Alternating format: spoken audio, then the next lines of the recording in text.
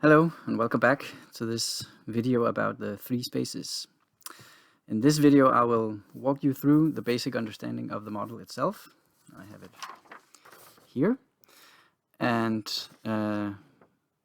when we've done this, I think you will be able to have at least, a basic conversation about the model, the three spaces, and its background. Here goes.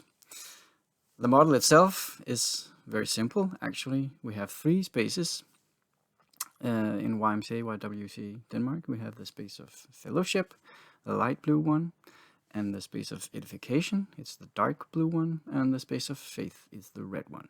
And if you notice, they match the colors and the icons of the logo triangle, which I talked about in the previous video. So we have the high five icon for the space of fellowship and the brain icon for the space of edification. And finally, we have the heart for the space of faith. And also we see here that the space of fellowship correlates with body, the body aspect of being human being, which I talked about in the previous videos as well. And also the space of edification correlate with mind. And then finally we have the space of faith with correlate with the spirit aspect of being a human being. So that's basically the main principle behind the three spaces.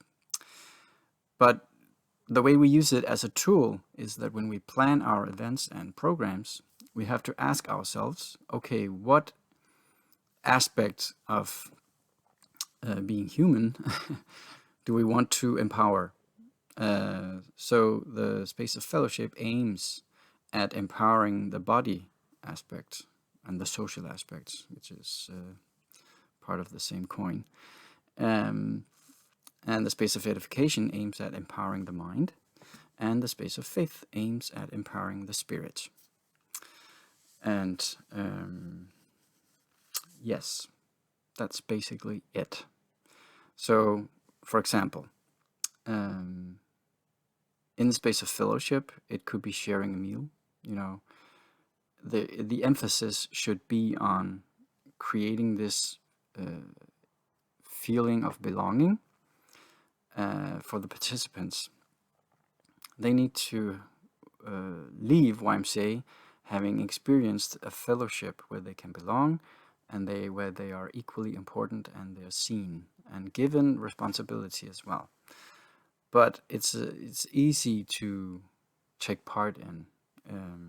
So it's a space for laughter, for play, for singing and sharing life, where everybody is welcome. And the space of edification, if you aim at empowering the mind, then it is a bit more focused on our abilities and knowledge that we need to learn to grow as persons in order to be able to engage in life and society around me, and and maybe even change it for something better. So this requires knowledge and abilities. So empowering the mind is trainings, debate, reflections, and so on. Very specific things. For example, the example here is how am I a better leader for children who maybe is autistic? So neurodivergent children, for example. And finally, we have the space of faith. The example here is, for example, saying the Lord's Prayer. And, the defining feature about the space of faith is that it's something that we do together.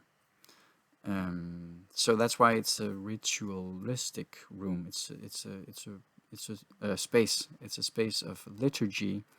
It's a space of actually performing a ritual together. Yes,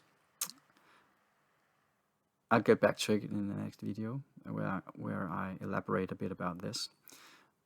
But the basic keyword here is the space is defined by what we do in the space. So it's what we do that defines the space. So if we do things here that aims at empowering the body and this feeling of belonging, then we empower, then it becomes a space of fellowship. And if we do things together that aims at empowering the mind, this is what defines the space of edification. And if we do things together that aims at empowering the spirit, then it becomes a space of faith. So that's basically it. And I hope you have the basic understanding of the model itself now. And in the next video, I will elaborate a bit more about some, deeper underlying features of this model. But this is the basic information you need to talk about it in a meaningful conversation with our guests in July. Thanks for watching.